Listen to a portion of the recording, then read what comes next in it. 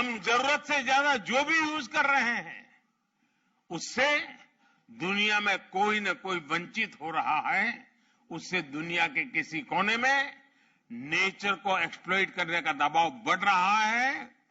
इस sense of responsibility को हमें अपनी फैमिलीज में जागृत करते रहना होगा और हर भारतीय को दुनिया में जहां जाए वहां इन हमारे संस्कारों को प्रकट करते ही रहना चाहिए। मुझे विश्वास है कि डेनमार्क और भारत साथ मिलकर विश्व की कई समस्याओं के लिए इनोवेटिव समाधान तलाश सकते हैं। ऐसे समय में जब हम आजादी का अमृत महोत्सव मना रहे हैं, तब हमारी ये साझेदारी और अहम है। डेनमार्क भारत के व्हाइट रिवॉल्यूशन में हमारे साथ था, अब हमारे ग्रीन फ्यूचर में हमारा मजबूत साझेदार बन रहा है।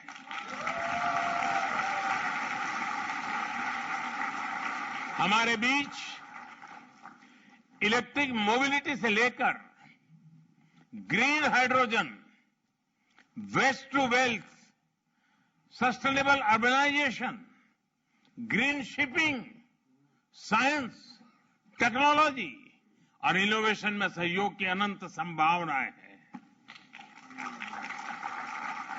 जैसा मैंने पहले कहा, आज भारत सोलर और विंड एनर्जी का दायरा बढ़ाने के लिए व्यापक काम कर रहा है। बायोफ्यूल से हमारे किसानों की आय बढ़ाने और हाइड्रोकार्बन पर निर्भरता कम करने के लिए बड़ा इंफ्रास्ट्रक्चर बन रहा है। डेनमार्क की कंपनियों के पास इन क्षेत्रों में उल्लेखनीय एक्सपीरियंस भी है, इसलिए भारत में डेनिश इन्वेस्टमेंट के बहुत बड़े अवसर हैं। आप में से कई लोग डेनमार्क की बड़ी बड़ी कंपनियों में काम कर रहे हैं। आप अपने डेनिश मित्रों को, अपने कलीग को भारत में मौजूदा अवसरों के बारे में जरूर बताएं। बताएंगे ना?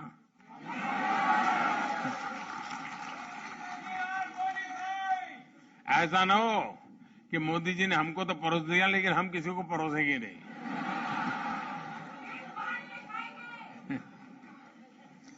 साथियों, यहां कोपेनहेगन यूनिवर्सिटी में विश्व प्रतिष्ठित नील बोर इंस्टीट्यूट है।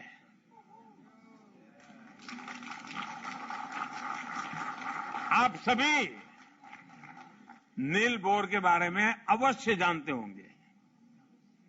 फंडामेंटल फिजिक्स के इतिहास में वे सबसे इलस्ट्रियस व्यक्तियों में से एक हैं। उनकी इंटेलेक्चुअल उपलब्धियों के अलावा नील बोर इसलिए भी सम्मानित है क्योंकि उन्होंने अपने समय में कई टॉप साइंटिस्ट का जीवन बचाया था। लेकिन बहुत कम लोगों को इस बात का पता है कि नील बोर को जब खुद इंटेलेक्चुअल शरण की आवश्यकता होती थी तो वे भारत के स्क्रिप्चर्स की तरफ जाते थे।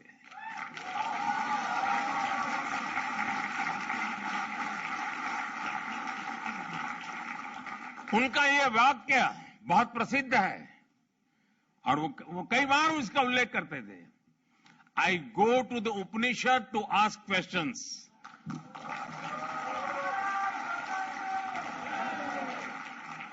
आज नम्रतापूर्वक लेकिन बड़े विश्वास के साथ हम अपने डेनिश दोस्तों को यह कहना चाहते हैं, come to India to jointly find answers to the problems of the planet.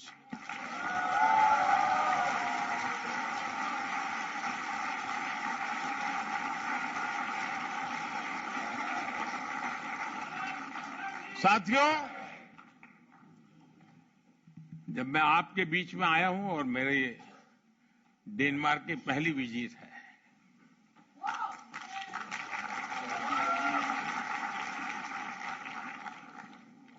तो मैं आपसे कुछ मांग सकता हूं? सचमुच में?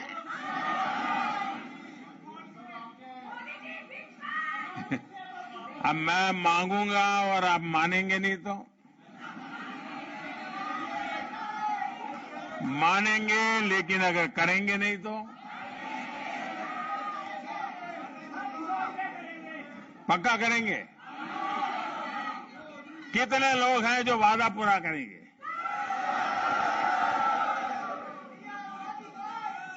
ये आजादी का अमृत महोत्सव चल रहा है, आजादी के 75 साल हैं। इस अमृत महोत्सव से शुरू करना है, कौन मानते हैं?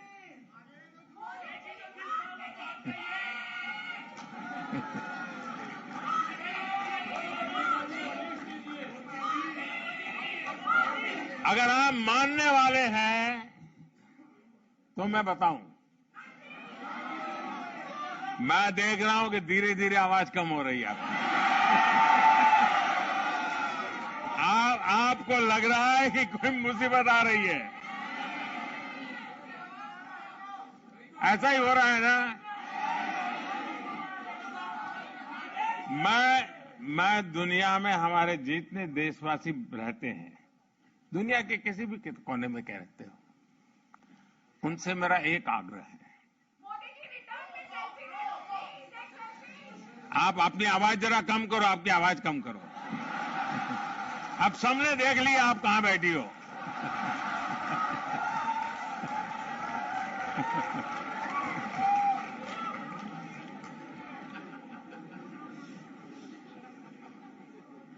मुझे कोई बहुत बड़ा गंभीर बात बताने वाला नहीं, बस सामान्य बात है, बहुत छोटी।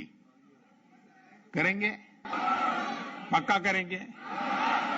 वादा निभाएंगे? देखिए, भारत इतना महान देश है, भारत के प्रति हम लोग इतना गर्व करते हैं। आप कम से कम हर वर्ष 5 नॉन इंडियन फ्रेंड्स, इंडियन नहीं, 5 नॉन इंडियन फ्रेंड्स को हिंदुस्तान देखने के लिए भेजने का काम कर सकते हैं, उनको प्रेरित कर सकते हैं।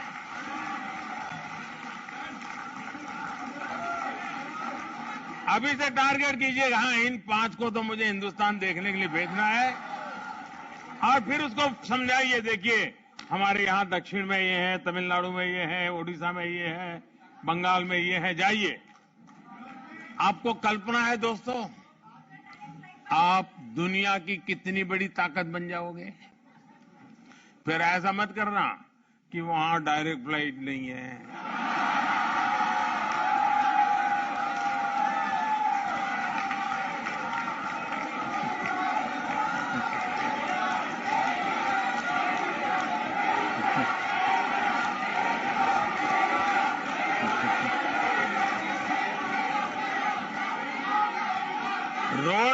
रोना धोना करने वालों का काम नहीं है जी।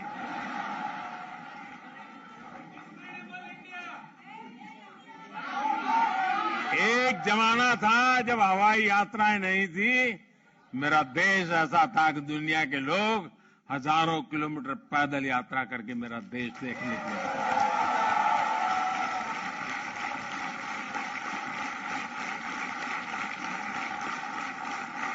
हमें ये फिर से ये वातावरण बनाना है। और आप देखिए, देखते ही देखते दुनिया के लिए एक ही डेस्टिनेशन बन जाएगा, चलो इंडिया।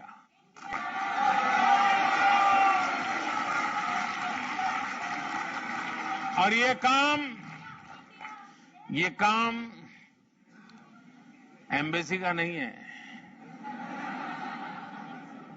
ये काम राजदूतों का नहीं है, ये काम आप जैसे राष्ट्रदूतों का है।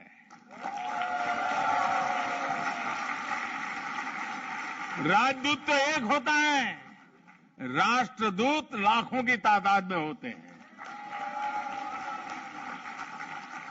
तो करेंगे? अब कुछ आवाज में दम है।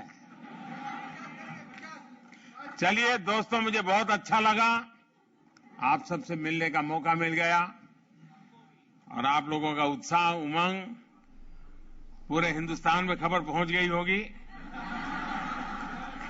आप भी तो वहीं से लाइव करते होंगे शायद बैठे बैठे। बहुत बहुत धन्यवाद दोस्तों। भारत माता की, भारत माता की, भारत माता की। वंदे वंदे वंदे वंदे वंदे वंदे वंदे वंदे वंदे।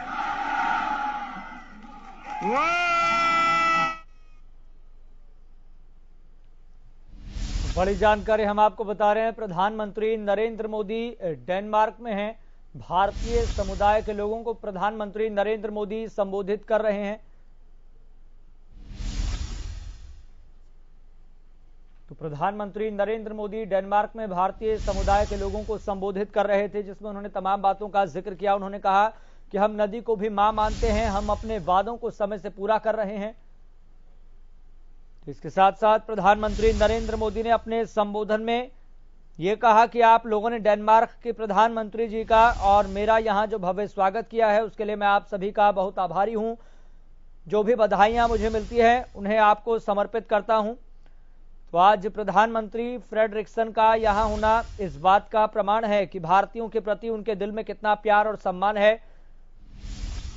तो पीएम मोदी ने हॉल में मौजूद लोगों से कहा कि यहां कोई पंजाबी, कोई बंगाली, कोई गुजराती, कोई उड़िया, कोई किसी दूसरी भाषा का है, लेकिन भाषा कोई भी हो, लेकिन हम सभी के संस्कार भारतीय ही हैं। इस मौके पर हॉल में मोदी मोदी के नारे भी गूंज उठे।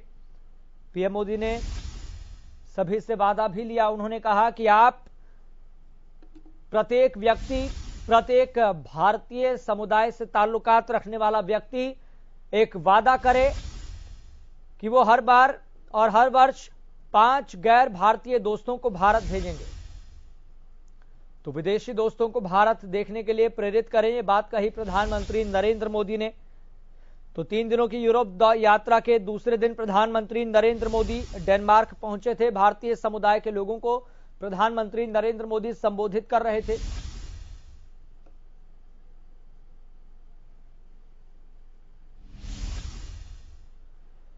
तो 3 दिनों की यूरोप यात्रा के दूसरे दिन प्रधानमंत्री नरेंद्र मोदी डेनमार्क पहुंचे थे। भारतीय समुदाय के लोगों से उन्होंने मुलाकात भी की और उनको संबोधित करते हुए एक वादा भी लिया। उन्होंने कहा कि आप हर वर्ष 5 गैर भारतीय लोगों को भारत भेजें, उनको प्रेरित करें।